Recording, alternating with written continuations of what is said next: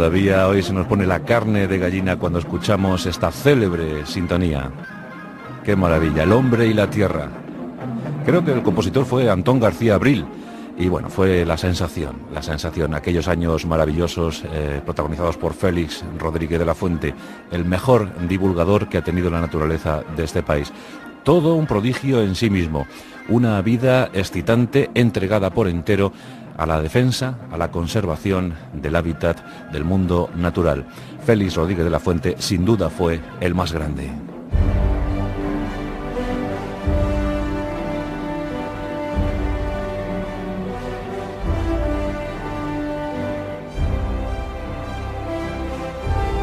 Tan solo pudo vivir 52 años. Eso sí, todos ellos plenos y cuajados de experiencias sin igual.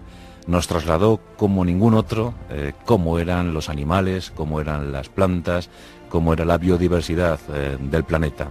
Una de esas mentes prodigiosas, un adelantado sin duda alguna a su tiempo. Félix Rodríguez de la Fuente nació en Poza de la Sal, en Burgos, ese 14 de marzo de 1928.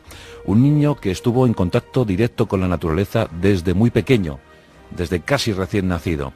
Ahí estuvo Félix, su padre era notario, trabajaba en un polo cercano, en una localidad cercana, en Oña, pero era un hombre convencido sobre la no escolaridad de los niños hasta muy avanzada edad. La verdad es que el padre de Félix Rodríguez de la Fuente no quiso que su hijo recibiera educación, por lo menos en los primeros años. Y esto permitió a Félix corretear, mezclarse, fundirse con los paisajes burgaleses. Un enamorado de la naturaleza desde muy pequeñito. En esos primeros años aprendió a amar, a conocer la naturaleza. Y hasta los 10 años no fue escolarizado. Casi parece un personaje extraído de las novelas de Miguel Delibes. Yo me lo imagino junto al tiñoso, junto al búho, en esa novela inmortal, El Camino. Pues en esos paisajes castellanos, recios, fríos, pero auténticos, absolutamente auténticos, creció y se curtió Félix Rodríguez de la Fuente. Y aunque tardó en llegar a la escuela, rápidamente destacó por su brillantez, por su inteligencia, su lucidez.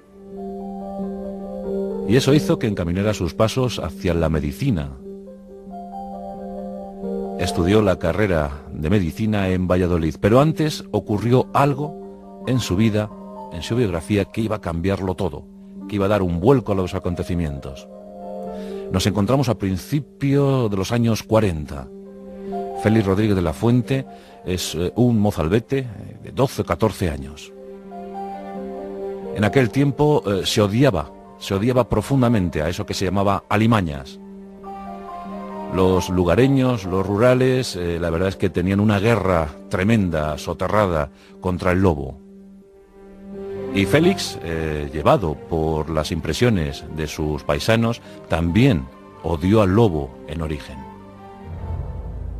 Y a principios de esos años 40 participó en una cacería. Iban a matar, como era costumbre, algunos lobos que merodeaban en la comarca. Félix iba a ayudar a sus mayores. No iba a hacer otra cosa de la que no supiera, de la que no estaban acostumbrados en cuanto a narraciones, en cuanto a miedos, temores, inquietudes. Iban a matar al enemigo, iban a matar al lobo. Pero quiso el destino, quisieron los dioses de la naturaleza, que Félix, el llamado, el gran defensor de los lobos, se topara frente a frente con un lobo. Cruzó su mirada con aquel lobo, con aquel hermoso macho, y descubrió de inmediato la nobleza en el gesto, la franqueza en la mirada. El lobo era un superviviente en aquel tiempo inhóspito. Dentro de la leyenda, dentro de la maldita leyenda, los lobos estaban siendo diezmados. Félix Rodríguez de la Fuente vio en la mirada de aquel lobo todo el mundo natural, todo el hábitat que les rodeaba, el porqué a una vida, el porqué a un planeta, y comprendió de inmediato que hombre y lobo, lobo y hombre, eran algo más que enemigos,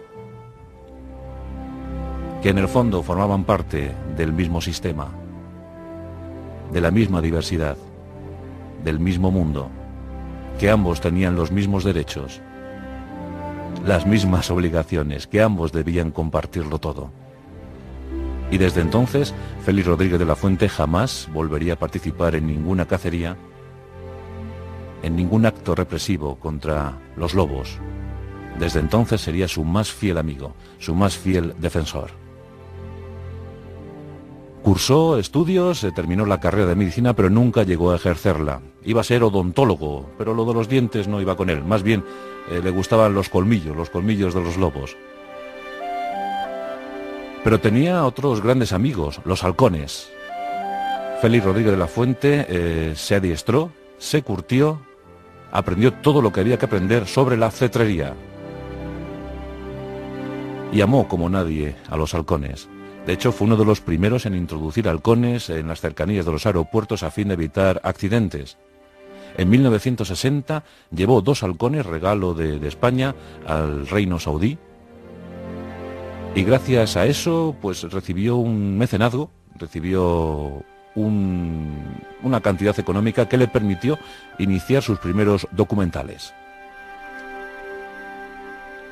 En 1964 vimos por primera vez a Félix Rodríguez de la Fuente en televisión española, en compañía de 2 halcones. Ya desde entonces, la relación entre Félix y la televisión, entre Félix y la divulgación, sería inquebrantable.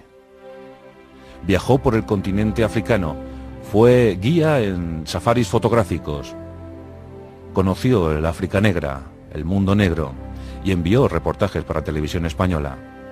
Somalia, Uganda, Tanzania. Entró en contacto con la naturaleza del continente africano. Y pronto llegaron las opciones en televisión, siempre también en contacto con los niños, Félix, el amigo de los animales. Y por fin, en 1968, llegó la oportunidad de filmar documentales de naturaleza, los mejores que se iban a hacer hasta entonces. Y la voz de Félix comenzó a hacerse muy popular. No cabe duda, queridos amigos, de que el aullido del lobo es uno de los sonidos más impresionantes que ha producido criatura viviente alguna.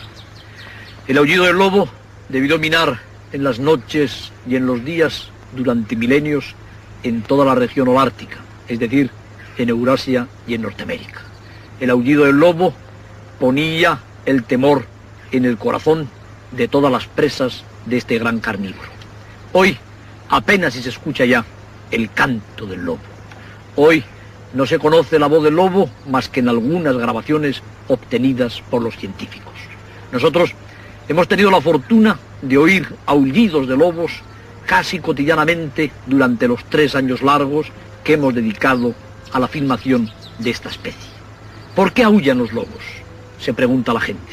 Les podríamos contestar que en primer lugar para comunicarse unos con otros, en segundo lugar para marcar sus territorios, en tercer lugar quizá para expresar la profundísima tristeza del corazón de una especie que dominó el medio mundo y que está ya al borde de la extinción.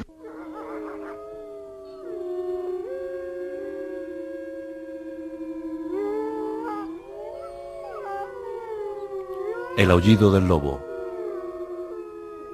El sonido fiel que acompañó al ser humano durante miles de años. El canto característico de los paisajes españoles durante centurias. Cuando Félix Rodríguez de la Fuente comenzó a defender el lobo, apenas quedaban unos cientos. Hoy en día podemos calcular en 2000 los ejemplares de lobo que todavía quedan en la península ibérica. Y si quedan esos 2000, es porque alguien como Félix supo defender en ese tiempo al lobo, amenazado, muy amenazado por el hombre. Las cacerías de lobos eran frecuentísimas, era una especie a batir. Cuando los lugareños, cuando los hombres del campo conseguían interceptar una manada de lobos y llegaban a sus guaridas, el premio más buscado eran los lobeznos. Una camada de lobeznos era todo un triunfo, se mostraban públicamente en las plazas de los pueblos. Se entendía que se había derrotado una vez más al enemigo ancestral.